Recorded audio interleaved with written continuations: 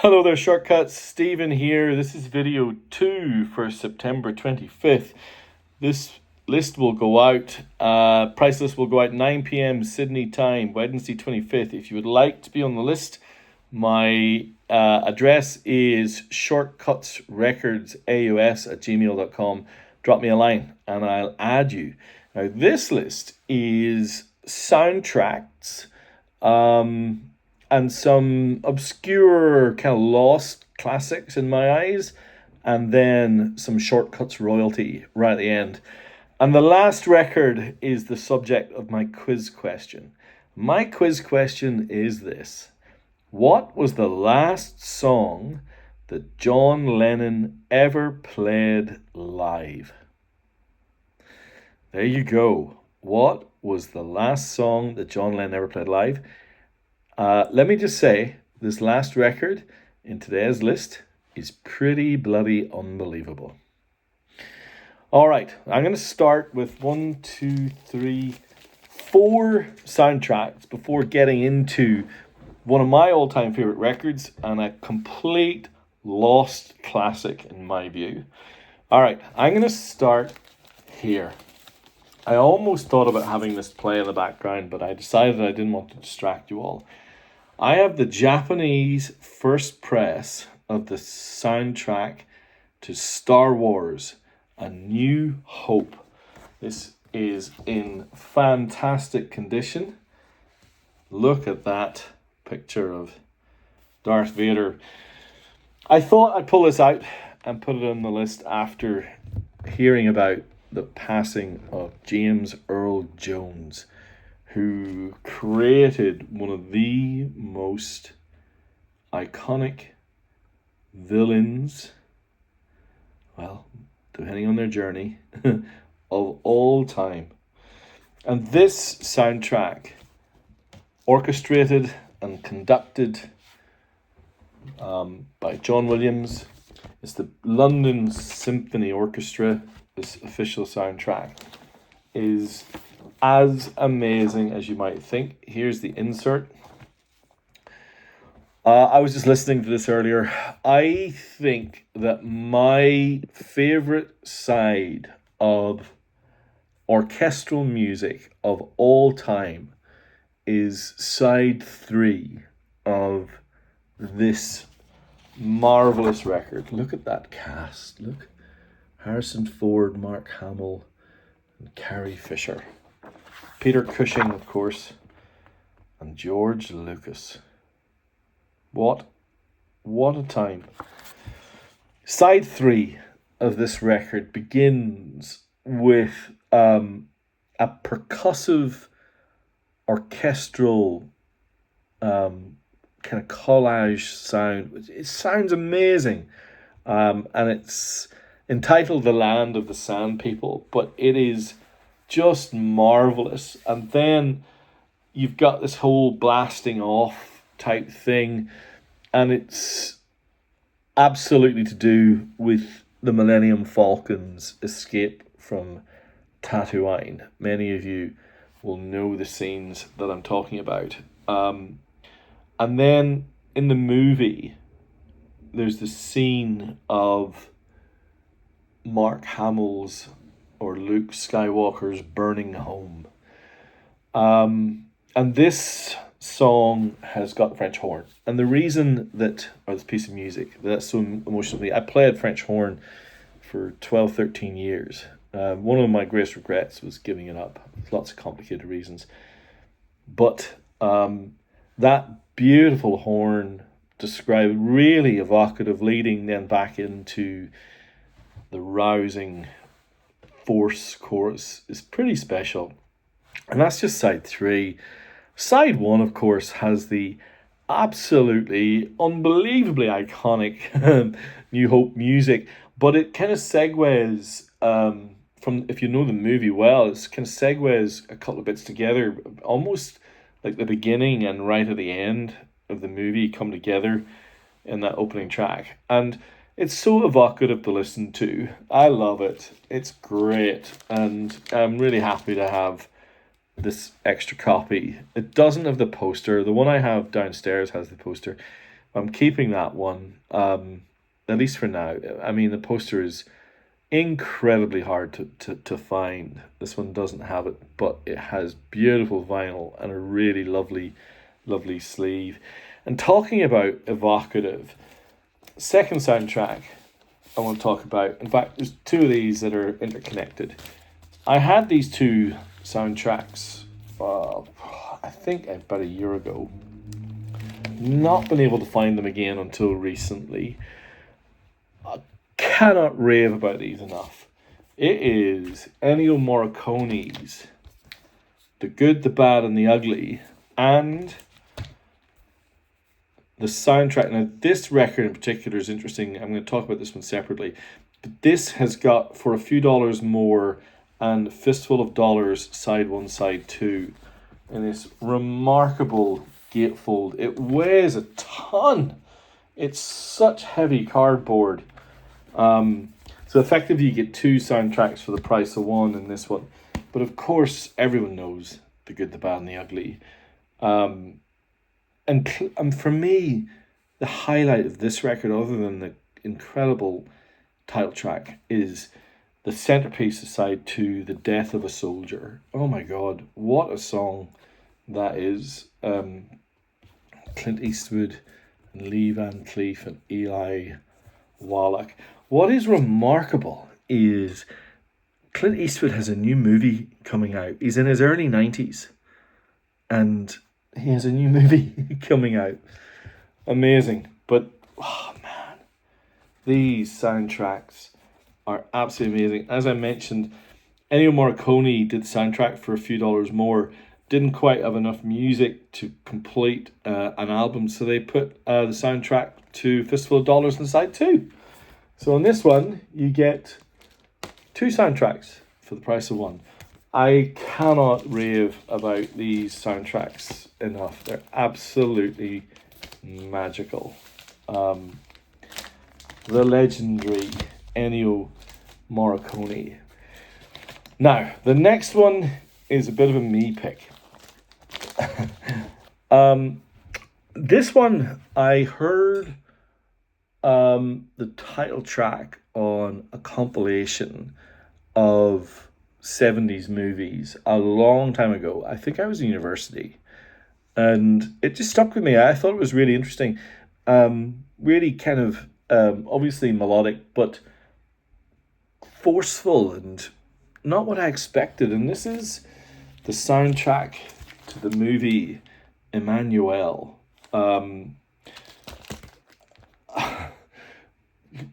The movie is what the movie is, but the soundtrack by Frenchman Raymond Lefebvre is, firstly, the sound quality is bonkers good, as good as the soundtracks I've already described here, but with that French kind of chateau pop sensibility. Yeah, almost Bond-like and really dramatic and not cheesy in any way. Very cerebral and interesting.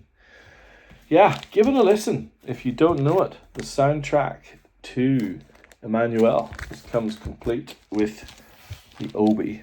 So there's the soundtrack section. All right, I've got to talk about this next record. If it wasn't for James Earl Jones and Star Wars, this would 100% be my lead-off record. And it will be a record that many of you don't know. So I'm going to talk about it for a little while. It is called The North Star Grassman and the Ravens by Sandy Denny. Now, this record came out not more than a few months after her phenomenal performance of the Battle of Evermore with Robert Plant on Led Zeppelin 4. Sandy Denny, having already had an extensive career in British folk with legendary bands Fotheringay and Fairport Convention. This was her first solo album. Look at that gatefold. Look at this inner. It is just beautiful. I mentioned Fotheringay and Fairport Convention because the musicians in Fotheringay are effectively her backing band here, with one notable exception, and that is addition in effect, and that is Richard Thompson, the guitarist and multi-instrumentalist and vocalist from Fairport Convention. He is all over this. I think he has a producer credit. Produced by Sandy Denny, Richard Thompson, and John Wood. This album has some folk, but it is a bridge into the world of rock as well.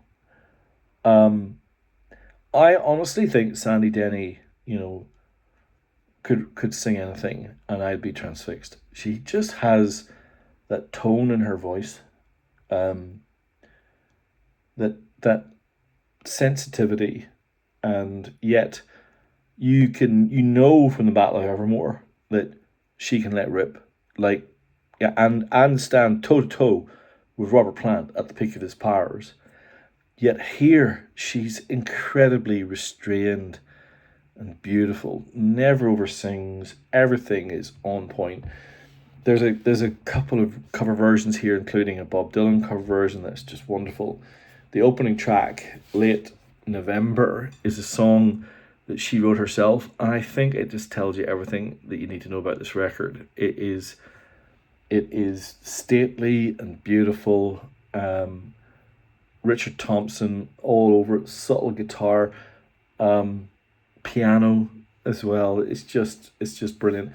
Then track 2, Blackwater Side, is probably the most folk that this album gets. It's a traditional song, but with an updated arrangement, and it is wonderful. You get the Sea Captain, which is another Sandy Denny original, which is almost like a sea shanty and really just beautiful. But the closing track on side 1 is absolutely on my top 20 tracks of all time. It is called John the Gun by Sandy Denny.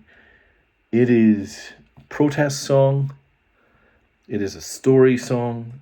It has the most beautiful guitar play by Richard Thompson. It is the fullest band sound on the album.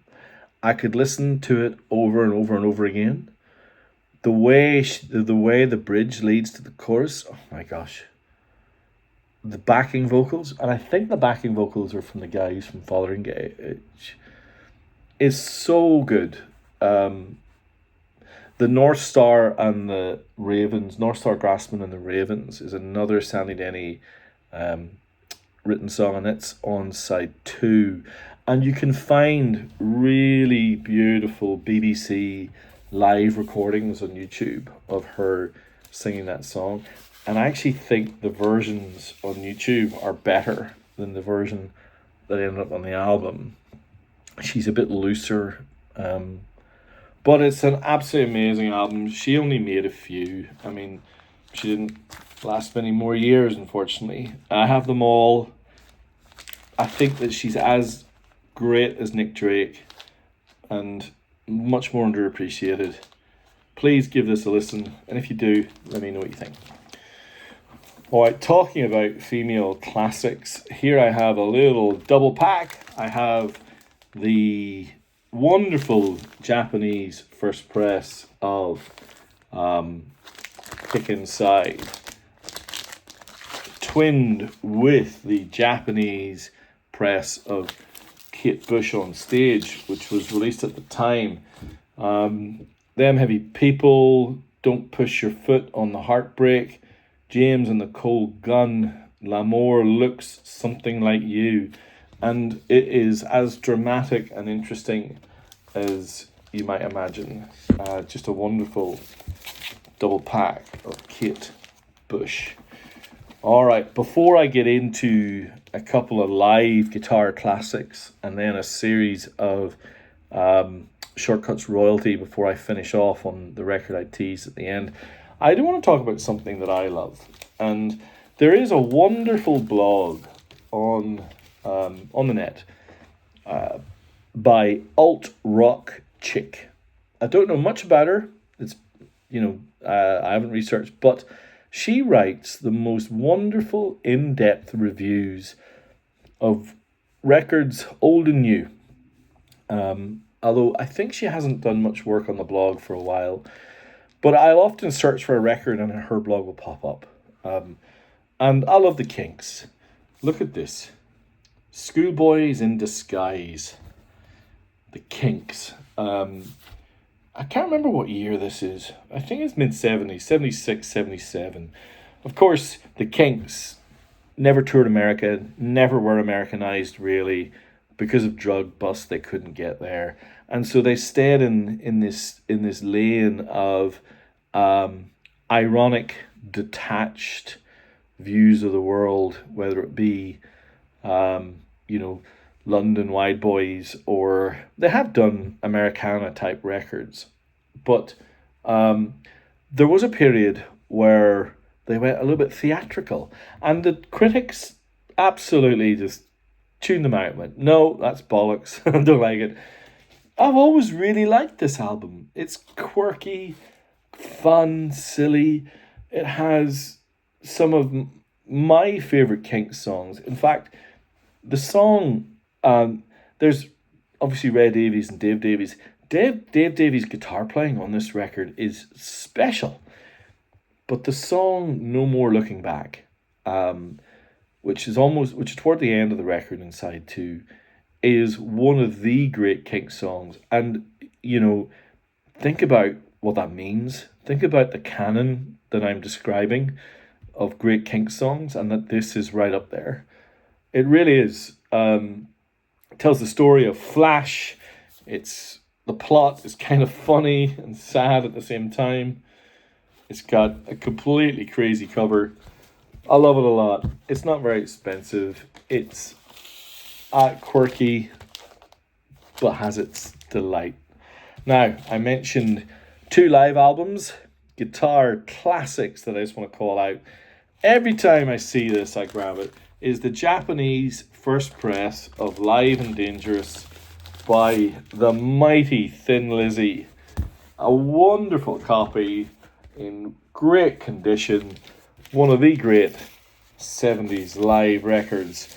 And I'll twin it with this Aussie version of If You Want Blood by AC/DC. Listen to this track list. Riff Raff, Hell Ain't a Bad Place to Be, Bad Boy Boogie, The Jack, Problem Child, Whole Lotta Love, Rock and Roll Damnation, High Voltage, Let There Be Rock, Rocker.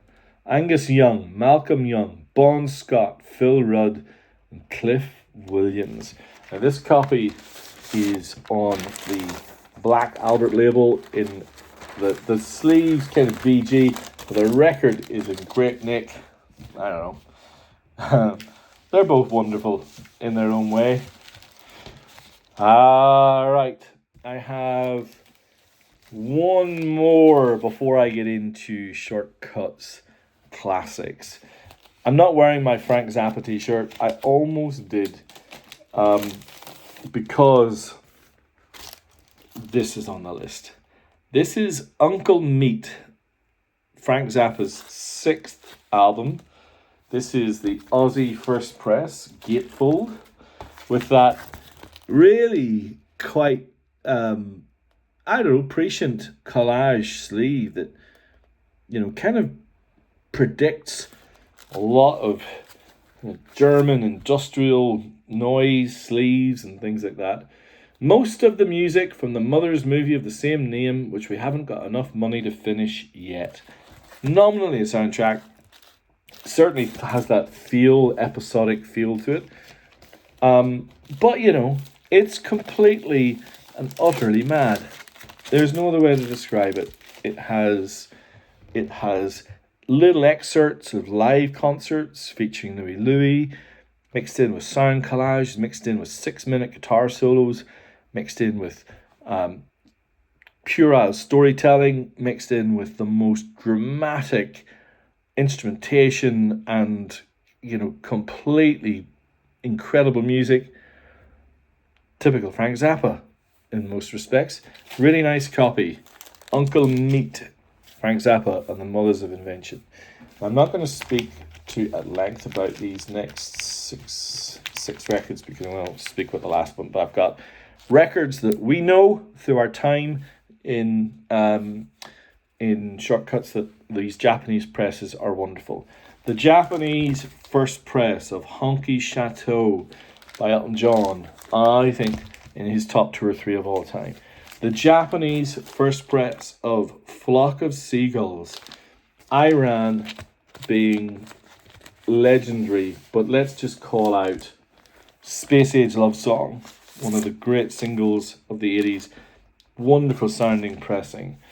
I have the Japanese translucent red vinyl of the Beatles' Help, often in awful condition. This one looks and sounds great. I have the Japanese first press of Carole King's Tapestry.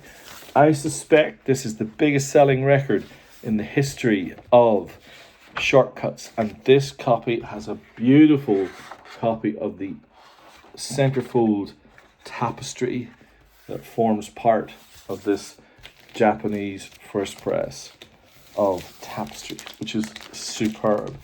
The Japanese first press of Fleetwood Mac's self-titled album. Let's remind ourselves of the fact this is not rumours, but it has Monday Morning, Rhiannon, Crystal, Say You Love Me, Landslide. Just amazing. How good. Can I just say 3 words? Sultans of Swing. And finally, these records are just so great. The Japanese red and blue albums are absolutely superb. Now, this one comes with the Obi, the records in great condition, all the inserts, magazine, weighs a ton. Just fantastic.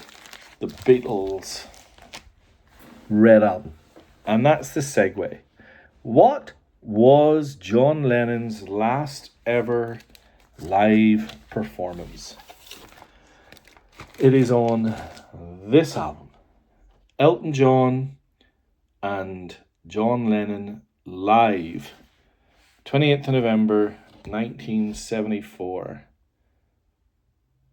From Madison Square Gardens. So for those of you who aren't aware of the story, Elton John played in the studio band that when John Lennon recorded Whatever Gets You Through the Night. And he loved the song. And Elton John and John Lennon had a side bet that if the song went to number 1, John Lennon would come and play at one of Elton John's shows. The song went to number 1. And this is the show where they came together on stage. Whatever Gets You Through the Night is the opening track. You have Elton and John Lennon performing Lucy in the Sky with Diamonds. And then you've got a whole raft of Elton John songs where you can hear John Lennon playing guitar, Rocket Man, Benny and the Jets, Honky Cat, Daniel, Crocodile Rock. But third track, I think it was later in the concert, John Lennon, you can hear John Lennon say something like, and this is a song I used to sing with my fiancée. And that's how he described Paul McCartney. And the song that he sang was I Saw Her Standing There, which was a Paul McCartney vocal. Always was. And he played that song with that dedication to Paul, with Elton and the band live at Madison Square Gardens. Never played live again. And 6 years later, who knows if he would have toured the Double Fantasy album? Who knows? But this is the live thing, and I wanted to show you this. In this copy was something that I found quite emotional, and I love it. And I think there's someone out there who'll love it even more than me. It is this poster. Quite a large poster of Elton John and Paul McCartney together. Elton John, sorry, and John Lennon together on stage. And I love this. Elton John, John Lennon. I think that poster only came with the Japanese version. I played this as a member of the club, David. I hope you don't mention me, mind you mentioning your name. You might want to put a comment in the comments. But David was here when this arrived, and we played it together, and it sounds amazing. It's just a beautiful thing. Elton John, John Lennon. Yeah, makes me quite emotional. You were just talking about it. So there you have the second soundtracks and classic rock list of shortcuts. If you would like to be on the price list, drop me an email, shortcutsrecords@gmail.com. Leave me a comment if you find these videos interesting or not. Interact with me. I'd appreciate it. Thank you so much for watching, and I'll speak to some of you on Wednesday. Bye.